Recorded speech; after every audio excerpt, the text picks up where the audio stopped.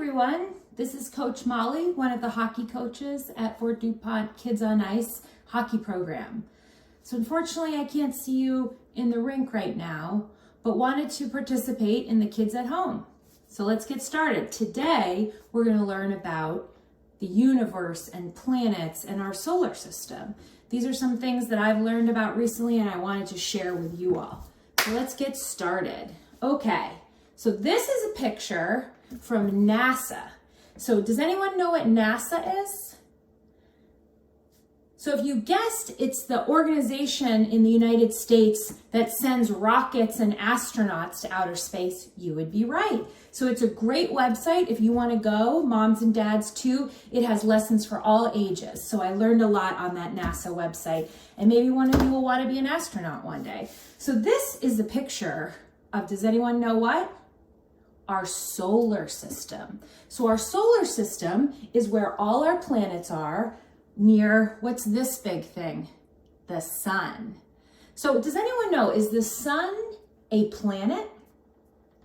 If you said no, you're right. The sun is actually a big star.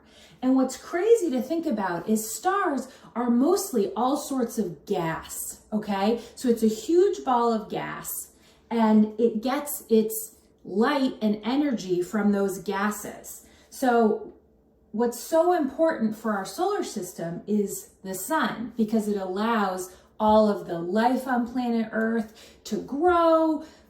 You know, if you ever put a plant in your house, you need the sun to grow. So it's very special, okay? So in our solar system, does anyone know which one of these planets is Earth? Can you recognize it? I always like to remember it's the third planet out. So let's count. 1, 2, 3. That's Earth. So can you tell? It might be kind of hard to see, but planet Earth is blue. Do you know why it's so blue? Because of the oceans. Actually, about 75% of the Earth, I think it's 70% of the Earth is water. So that means more than half. 50% would be half. So even more than half of planet Earth is covered with water. And the rest are the continents, which we learned about in my last lesson. So this is planet Earth. Does anyone know what the first planet is that's closest to the sun? So it's Mercury. And Mercury gets its name from a god, a Roman god, which is where Italy is now. But the Romans believed in Mercury as a god who moved very fast as a messenger. So Mercury is a small planet, but it moves really fast around the sun. In a little bit, we'll understand what that, it's called orbiting, and we'll learn about that in our next lesson. So Mercury is a very hot little planet. Why do you think it's so hot? It's because it's so close to the sun, which is so hot.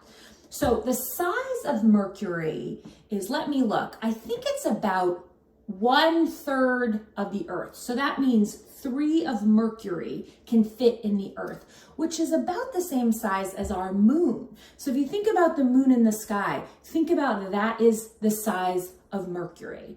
So because it goes so fast, it has a shorter year than us. And again, we'll come back to that orbit, but keep that in your brain that when you go faster around the sun, you have a shorter year. So that's Mercury.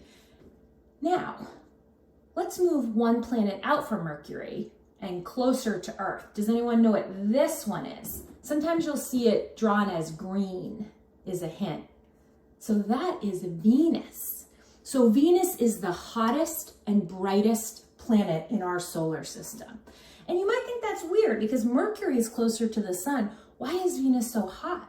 And the reason is because it has these clouds that trap the heat inside the planet, the atmosphere. So when you hear the word atmosphere, it means the air that surrounds. So we have a really nice atmosphere that allows us to breathe. So the air and well, it's not really air, but the area around Venus has these clouds that trap the heat. So think of it like these clouds are like comforters or big jackets that's around Venus, and it traps all that heat. So it's even hotter than Mercury, even though Mercury is closer.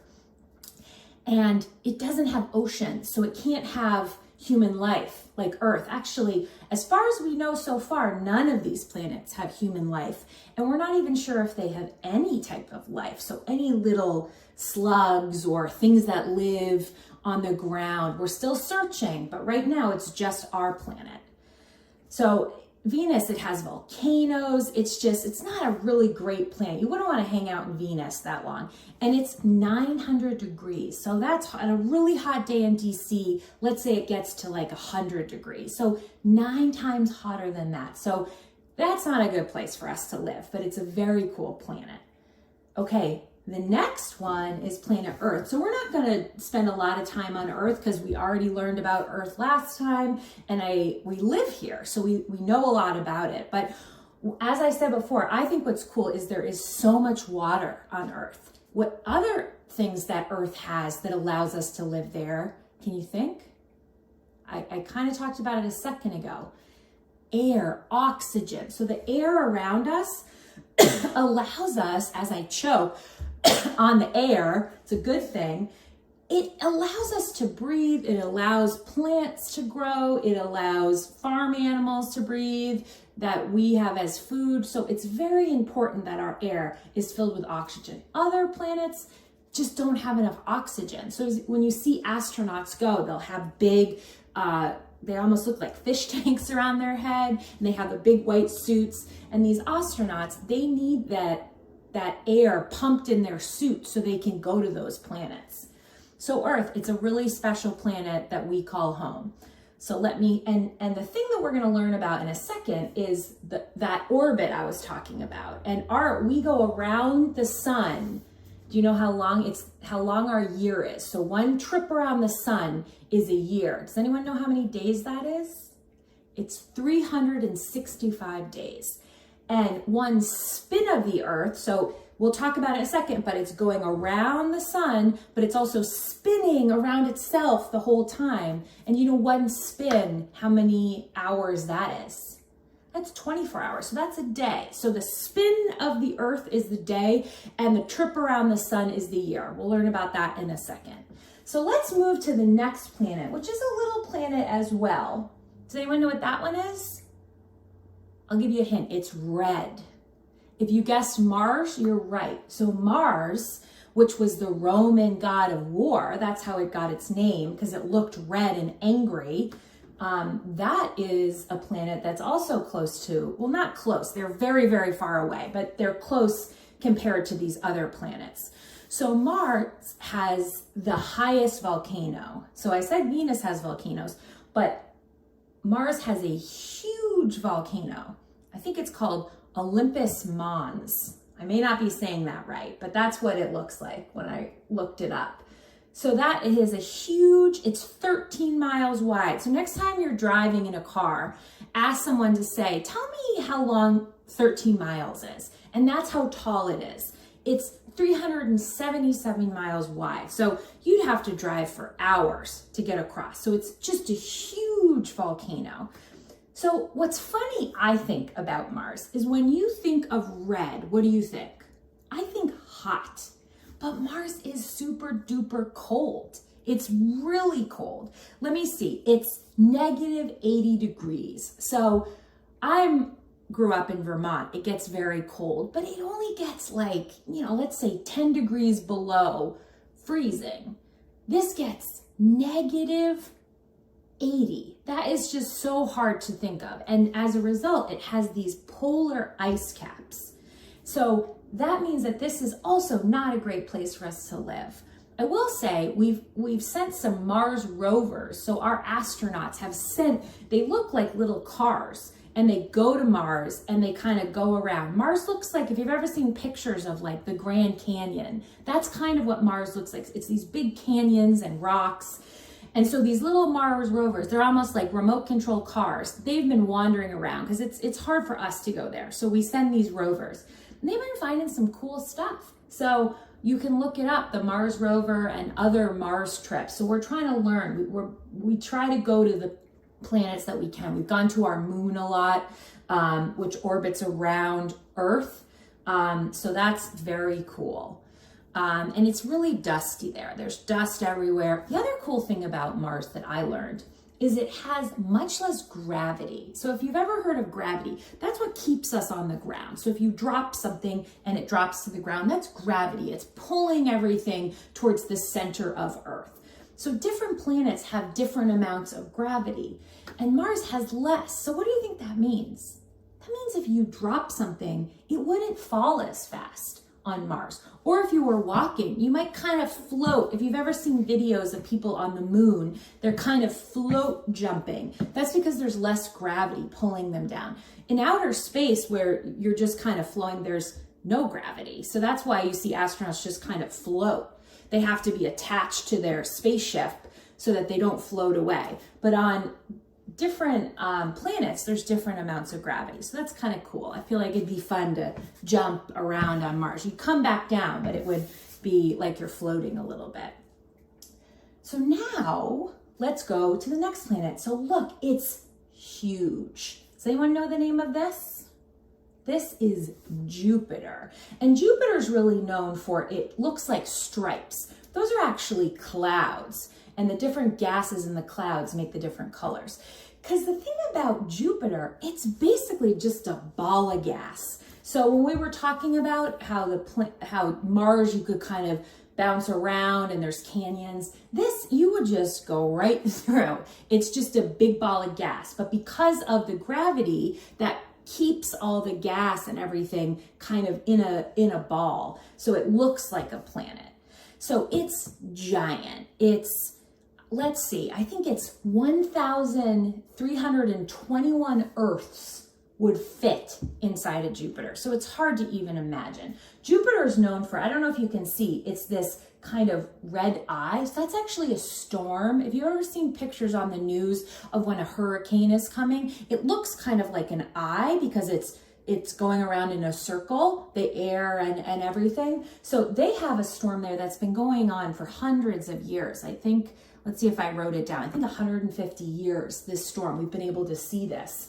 And that is 3.5 Earths could fit in that storm. So that's just a huge storm with all the gases. So Jupiter is kind of a crazy place. The gases that it's made up of is hydrogen and helium. And the reason I brought that up is helium's actually the gas that if you get a balloon and it floats, that's helium in it, and it's lighter than our air, so it can float. So there's lots of hydrogen and helium that make up that planet. It's a crazy planet. It's just a place that has lots of moons. It has 67 moons, so think about it, all those moons going around that big ball of gas. I think the other cool thing is it has a lot of gravity. Let's see, I think it has something like 3 times the gravity of Earth. You can check on that for me. But that gravity helps pull all the gas. Sorry, the mailman's ringing my door.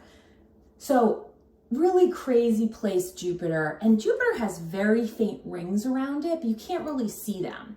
And that is something that the next planet is known for, are rings that you can definitely see. So let's move to this. Look, you can see those amazing rings. Does anyone know what that's called? What planet is known for its rings?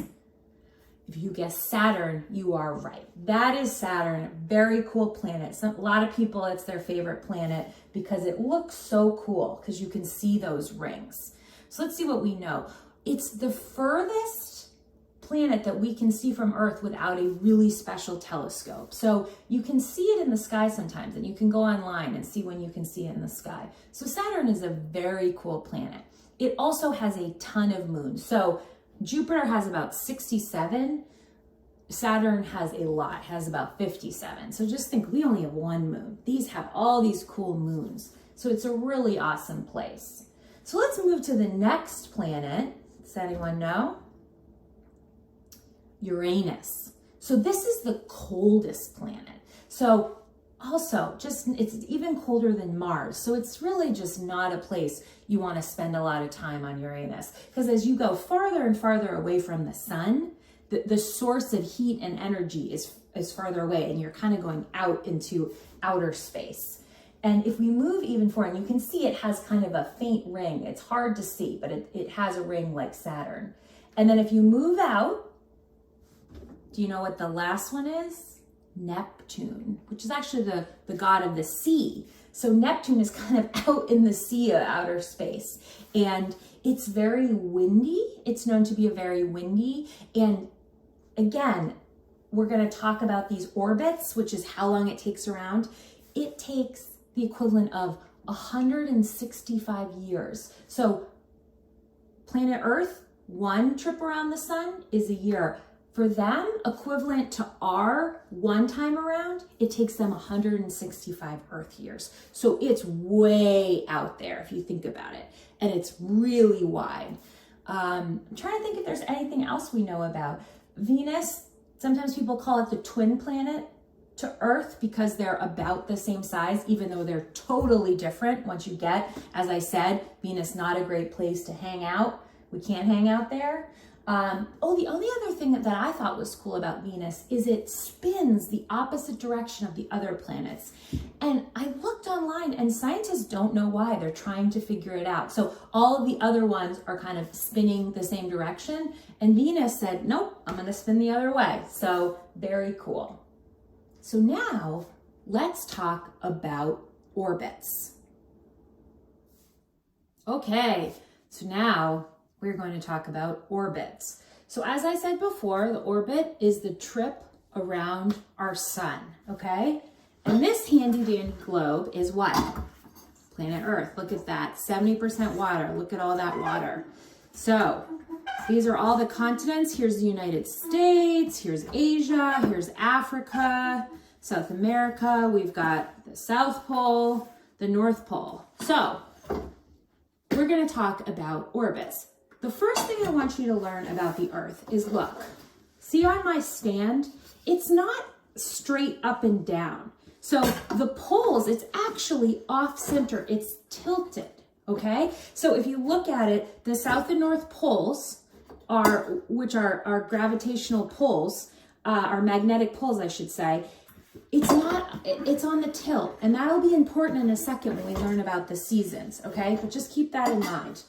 So Earth is right here. First, we're going to learn about what makes a year. So one trip around the sun, as we talked about before, takes how many days? Do you remember? 365 days. So what does that equal? That equals a year. Equals a year. So one trip around the sun. So if this is the sun, this is moving around it, and that takes 1 year. So what was the other thing we talked about? Spin. So the spin of planet Earth, do you remember what one full spin equals?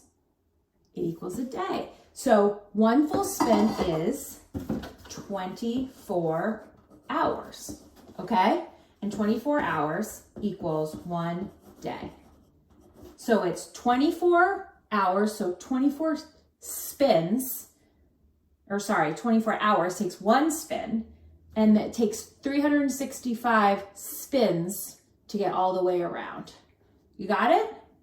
It's going to get even trickier now. So, as I was talking about how it's kind of off kilter, it's not straight up and down with the poles. So that comes into play because of the seasons. So if you think about it, it's always a little bit colder at night because we're not facing the sun. But what's interesting is that depending on where we are, because of the tilt, even at night, there are times where we're closer to the sun than other times during the year.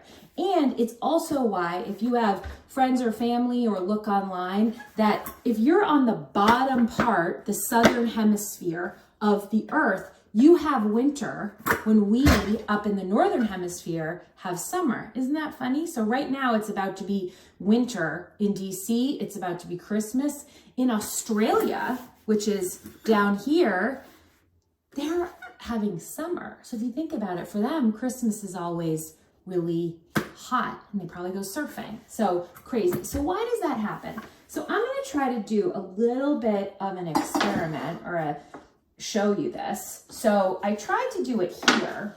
So basically, if this is the sun, if you look, the sun during the winter, because it's tipped, even though it's rotating, it takes a longer time for those sun rays to get to USA when the tilt is away. And so that's our winter. And then in the summer, in the hot DC summer, see how close it is? So the tilt is closer of USA. So why don't I do a little experiment? Sometimes it's easier to visualize things when you can get things that represent other things, and it's easier to remember. So we're gonna pretend that this white pumpkin is Earth, okay? And so let's do this. Let's put in up here, this is USA. So this is where we live. Excuse my writing. It's hard to write on a pumpkin. Okay, USA. Okay, and then it's roughly opposite down here. I'm gonna do AUS to mean Australia. Okay, so they're kind of down here, and they're both a country and a continent, as we learned last time. That's where kangaroos live. Okay, so, and this is the North Pole and the South Pole, let's pretend. The little area where the stem came off and the bottom. It's got some weird stuff, who knows? Okay, so if it's like this is the sun. So this is gonna be tricky, but basically what's happening, I'm a righty. Let's do it like this. So this is the sun. So this is going around the sun, right? All the way around each year, okay? But it's also spinning while it's doing it off kilter. So it's kind of hard, but if you look, it's spinning. It's always, when it's tilted away, even though it's spinning, it's always, you see the sun, this is the daylight, it's tilted away. So does that make sense? Why don't you try to do this experiment? You could do it with a flashlight or one of your parents' phones and act it like the sun, and find a tennis ball. A hockey puck wouldn't really work because that's not quite a ball, but something like that, and you can draw it and try to wrap your brain around it. It's kind of tricky, both thinking about day and night and the sun the rays being farther away, but that's what makes the seasons. So around the sun, that's a year. Each spin of the sun, that's a day. And then which way the tilt is as it's around here. So if you think about this, it's kind of like, let's say, winter, summer. What is this? Winter, that's spring. This is fall. So think about that. So I want you to kind of noodle on that. Let me know if that makes sense. And next, we're going to learn about one of my favorite topics, which is little floating particles that may come down to Earth. You know what they're called? Okay, so that was a little bit of a trick question because they don't have one name. I was thinking the other day, someone said, oh, there's a comet, and then someone else said there's a meteor, and someone else said, oh, there's an asteroid in that movie. And I realized, are those all the same thing? I just didn't know. So my curiosity got the best of me, and I said, you know what? I got to figure it out. So I want to share it with you guys. And girls. So this is a little chart that I made for myself to remember it. So what I learned is a comet is basically ice and rock flying in outer space. Okay, these can be really big, but I tried to draw it kind of jagged, and they often have these tails. So way out in outer space, flying around, is a comet. So an asteroid, I learned, is also flying out in outer space, but it's in an orbit. So it's somewhat coming closer to a gravitational pull. And this is more like a rock. So because it's not as cold in outer space, it's usually more rocky, is what I learned. Okay, this is when it gets really cool. So a meteoroid, this is a particle, and it can be pretty small. It can vary in all sorts of sizes. All of these can vary in size. But what's cool about this is these are all the same thing, but they have a different name depending on where they are relative to planet Earth. So if it's just floating in the gravitational pull of planet Earth, it's a meteoroid, okay? So it's a meteoroid. Then if it pulls into planet Earth and is going towards the Earth, it's called a meteor. And you may have heard meteor showers. So that's when these are coming through Earth's atmosphere. And because they're falling, same with rocket ships. When rocket ships come back to Earth, when astronauts come back, there's fire when they re-entry. It's okay, their rocket ships are made for all that fire. But that happens to meteors. The thing about meteors is you can see meteor showers. They're also called falling stars. A lot of times a year you can see them in the night sky. So you should listen on the news, because they'll sometimes tell you, go outside in this time and ask your parents if you can stay up a little late, and you can look for a meteor shower. And it looks like all these kind of trails. It looks like, you know, a shooting star. And that's meteors entering our atmosphere and coming. The thing about it, the reason why we're not all getting hit with all these rocks from outer space is they tend to burn up. So what we're seeing is them burning up. So I tried to draw it with like a flame trail, because that's essentially what's happening with a meteor. So the meteoroid comes in, it shoots through, and most of their meteors, they burn up. However, every once in a while, it will make it through, and what's ever left, which usually isn't that big, hits planet Earth, and then it becomes a meteorite. So isn't this cool? This thing can it can start as a meteoroid, then it goes through, it's a meteor or a falling star, and then if it hits planet Earth, it's a meteorite. So when it hit, it makes a big crater and different things happen. Not a ton of big meteorites have hit planet Earth. Can you remember one really famous one that maybe wasn't so good for big animals that don't live on planet Earth anymore? If you guessed the one that extinct or got the dinosaurs extinct, you'd be right. So they think that what happened is a big meteorite hit planet Earth and changed the atmosphere and made it so all these different things happened on planet Earth that ultimately led to dinosaurs becoming extinct. You know, that might be a good lesson for next time. I want to learn more about what happened there, and maybe I can come and teach you about that and dinosaurs on our next lesson. But anyway, I thought this was cool to remember what all the different things are. So when you hear about them on TV or in movies, or when people talk about them, you know that they're all different. But these three guys have a lot in common. They're all the same thing, just in different parts of their life.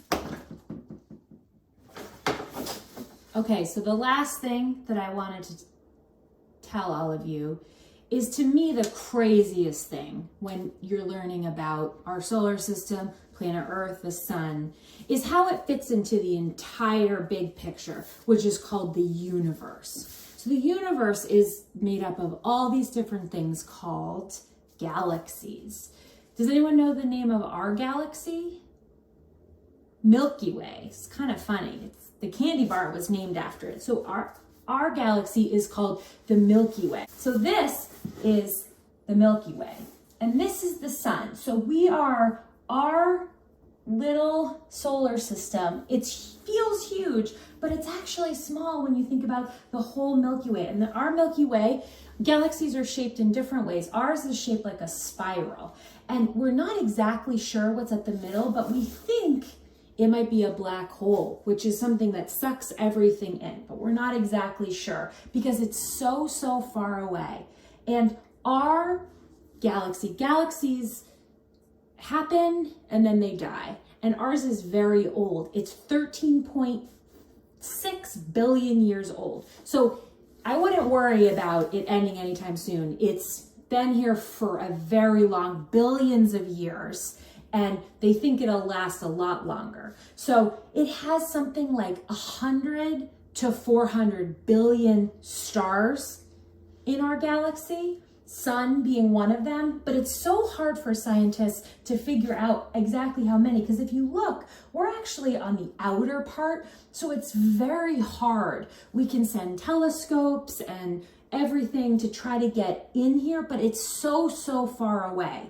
And what's crazy is this is just one galaxy, Milky Way. There are so many different galaxies in the universe. So who knows? Maybe one day you will grow up and be a scientist that tries to figure this out. Maybe you'll be an astronaut that goes and picks up rock samples on other planets to learn more, or you stay on planet Earth and you're a scientist. Maybe you've seen the movie Hidden Figures about women who helped use their mathematic brains before computers to try to figure out all the mathematical things that send these different satellites and astronauts. There's a lot of really cool things you can do as a scientist. Also, you could be a botanist, someone who learns about the plants, and then you can be sent to these planets to figure out, could we ever live here? Could you grow anything here? So it's both about figuring out if there's life forms on these planets, but also figuring out if humans could someday go and live there. Go on a vacation. Imagine going on a vacation to another planet. Pretty cool stuff. So anyway, I just wanted you to be left with this thought of how, even though it's so far for us to get all the way out to other planets in our solar system is part of our galaxy, which is part of the huge universe. So it's almost hard to wrap your brain around. Thanks everyone for listening this time. Let us know what you want to hear. I'm kind of interested, maybe I'll do a dinosaur one next. Maybe I'll go to one of the museums downtown and learn from one of the experts and then share with you what I learned. But let us know what you want. Stay safe. I hope you guys, I have my hockey stick. Oh, I dropped it. I have my hockey stick. I've been going outside even though I can't go to the rink and putting a bunch of tape together and stick handling it around. Do whatever you got to do to stay safe and to keep that love of hockey or other sports alive and get the blood flowing. Okay, happy Thanksgiving, everyone.